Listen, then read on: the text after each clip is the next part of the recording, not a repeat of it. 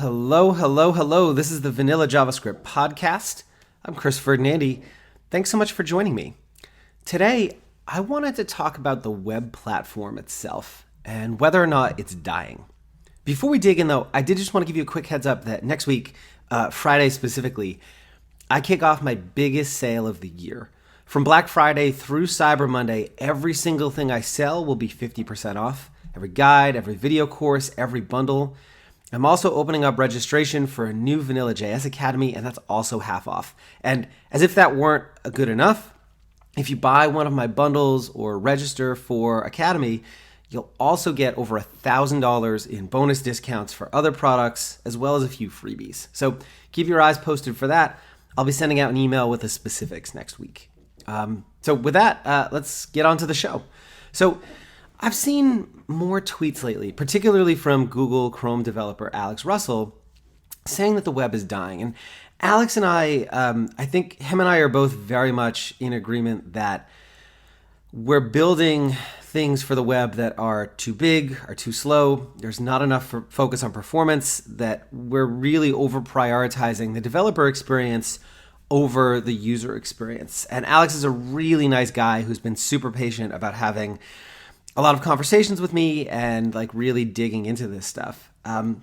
One area where him and I think, disagree though, is on what the implications of this web bloat are for the web itself. Where in my perspective, the web is maybe a little bit broken and needs fixing, or the developer best practice pendulum has swung too far in one direction and we need to course correct back to the other. Alex sees things as a little bit more dire than I do. He specifically feels like the platform is dying, that we're losing to native, and that the web might not necessarily go away, but that it'll exist as an underlying architecture for native apps instead of a first-tier client itself. And I disagree.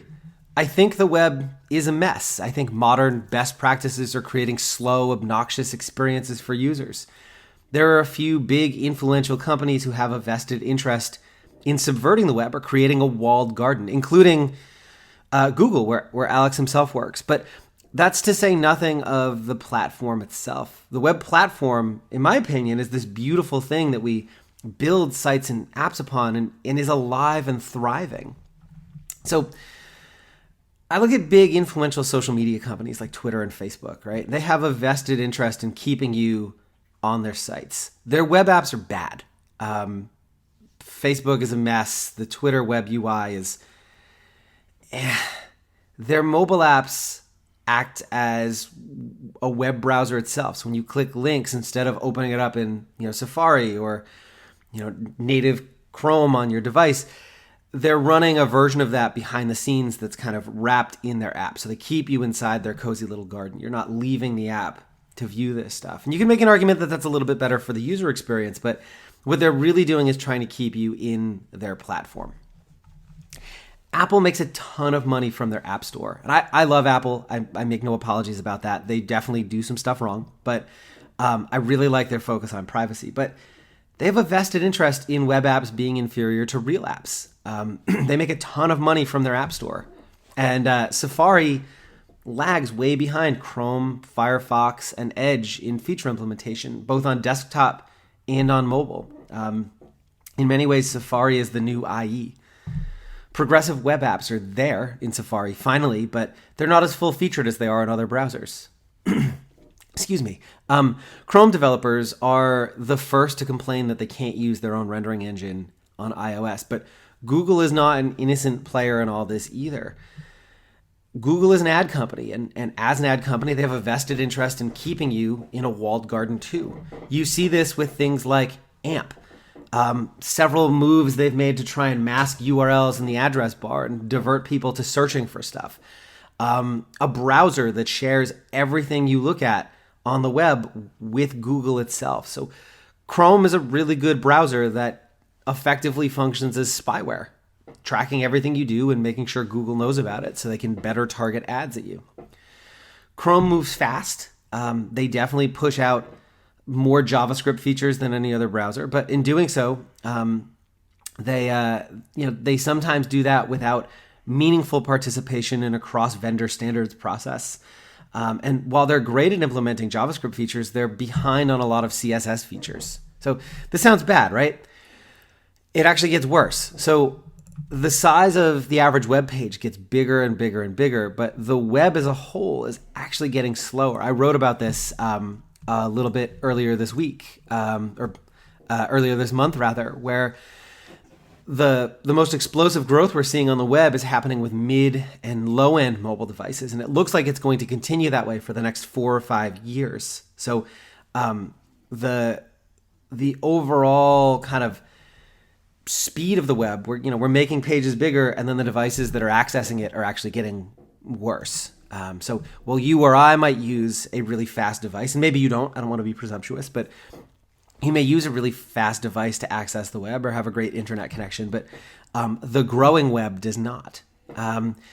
And modern best practices have us using increasingly complex and fragile build tools that make development less accessible to beginners and non-JavaScript experts. More and more of the web is dependent on JavaScript, the most fragile part of the stack. We've built this delicate house of cards, but still, I don't believe the web is dying. I actually think the web is flourishing. More people than ever have access to the web. Countries that skipped the desktop revolution entirely can now connect to the web thanks to these incredibly powerful computers that we all carry around in our pockets. Even these low-end, slower devices are still absolutely incredible for what they are, computers in your pocket. Like, that is absolutely bonkers that we have this capability. No, they're not as powerful as the latest iPhone, and no, we're not doing as professionals enough to build a web that works for those people and those devices. But the web is spreading, not shrinking. Putting something on the web is easier than it's ever been too. There are so many options for hosting blogs and spinning up sites.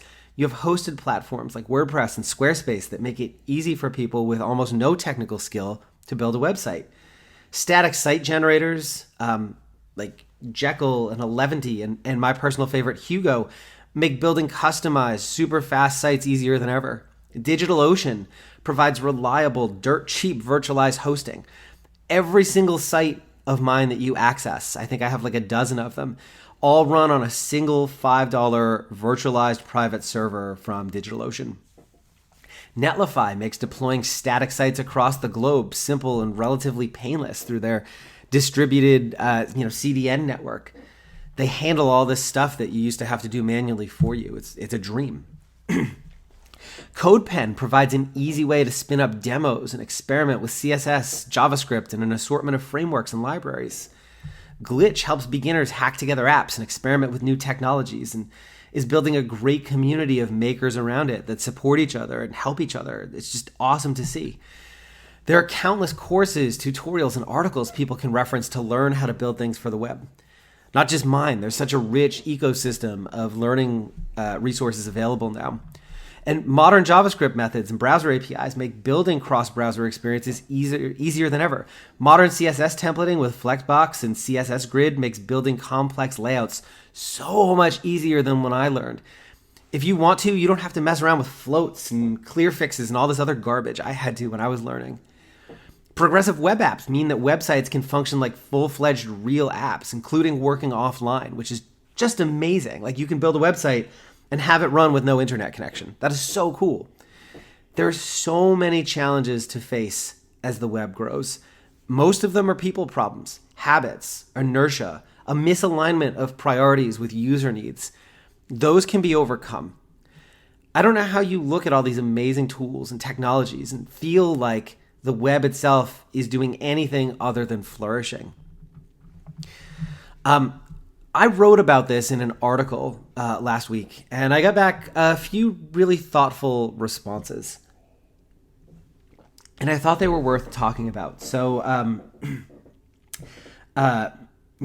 one segment of them was that because of all this bloat, we're seeing users turn more and more to native apps instead of the web, and spend more and more time in a few native apps. And that there's a real danger that if we keep doing this with the web, that's just where people are going to spend all their time. And I don't think that it's an either or kind of thing. I think I actually don't have a problem with people using native apps for certain things. There are definitely certain tasks that I think native apps are better suited for and I would prefer. And then I think there's certain things, quickly looking up information and things like that, where I'm not going to download an app for every single thing. I'm still going to use the web for a lot of stuff, even though I also personally like native apps for certain things. I think that's okay. I also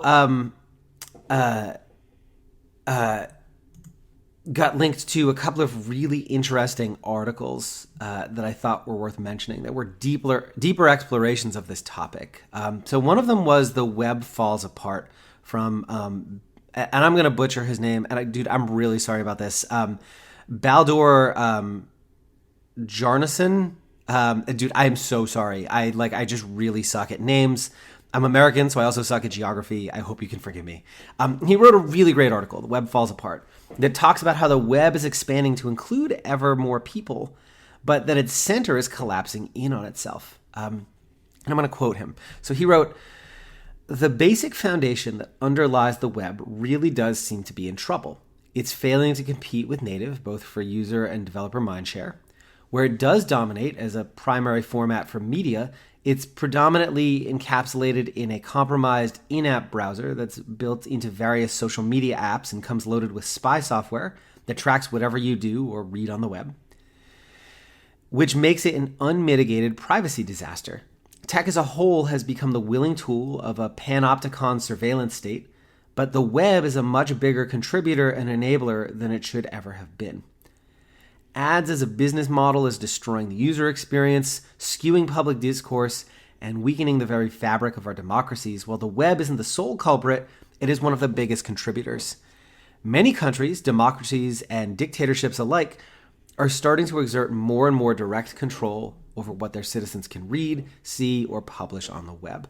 And to be honest, I don't disagree with any of that, really. I think that's spot on. And while I, as a tech-savvy man in the US, can do things like select a more privacy-minded browser, update my DNS service, set up a VPN, install ad blockers, the average web user doesn't know how to do those things or even know that they should. And so what does that mean for the web? According to Baldur, it means that the web is likely to collapse on itself at some point. And he continues, "We are, in all likelihood, looking at the very beginning of the collapse of the web in its current form. This isn't the web is doomed, I tell you, kind of blog post. It's more in the web is in its current form isn't sustainable and will collapse into a simpler, more sustainable form, possibly several genre. Collapse doesn't mean that it's all going to go away. Socio-political collapses usually don't work that way. Most of the damage is likely in the collapse itself when the system is breaking down into simpler components." And he's quick to point out that he doesn't think the web is dying, more that it's going through a metamorphosis. And I'm going to link to this article in the show notes. You really should go read the whole thing. It is absolutely fantastic. I also got linked to the transcript of an amazing talk that Mandy Brown gave at Deconstruct back in 2014 called Hypertext as an Agent of Change. Mandy explores the history of knowledge and what innovations like the printing press mean for global enlightenment. She said, prior to the printing press, every astronomical table had to be copied by hand, inevitably introducing errors. If you spotted an error and wanted to correct it, you had to recopy the entire table, likely creating as many errors as you fixed. And then someone else would come along and make a copy of your copy and then a copy of that, and soon every copy of the data that you labored over would be uniquely inaccurate. Print changed all that. In the printing press, as an agent of change, Elizabeth Einstein describes the press as introducing typographical fixity. With print, each copy made in a single run was perfectly identical to every other copy. The drift that happened with scribal texts, when each copy would subtly change and drift away from the original, was eliminated. If an error was discovered in a printed book, it could be corrected in a subsequent printing. For the first time in human history, new copies of a text actually improved rather than deteriorated. Now, a reader emailed me to tell me that Einstein actually got this a little bit wrong, and that There were still new errors that got introduced in subsequent printings, but that it seems like generally the overall trend was increasingly accurate printings, even if new errors did sometimes get introduced.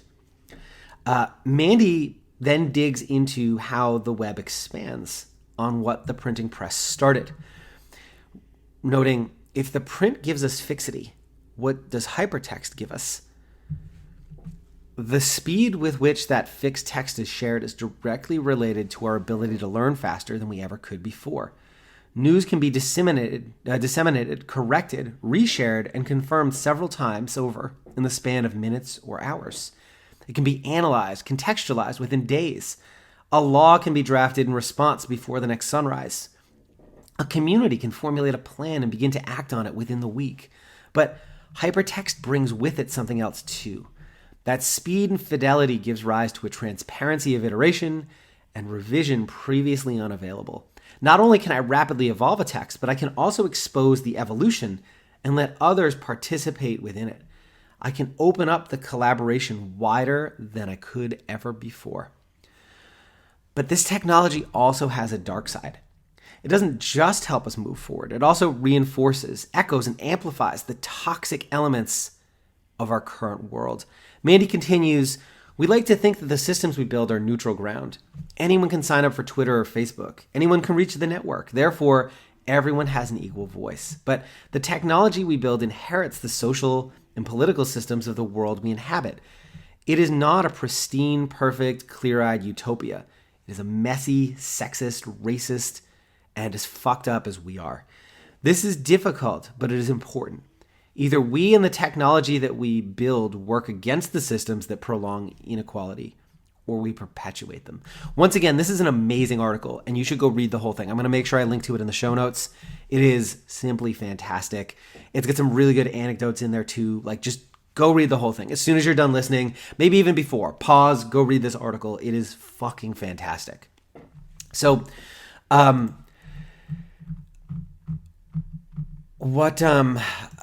sorry, where was I? So when I tweeted about this earlier last week, before I wrote the article, Ashi Krishnan asked me, I'll ask you the same question I asked Alex. Do you think we'll be using the web in a century, a millennia?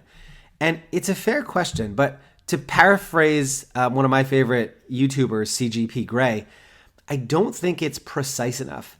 I do think that we'll still be using the web in a century. I think the way we'll be using the web will likely be very different in 100 years. How? Impossible to say. Technology moves so fast and yet so very slowly.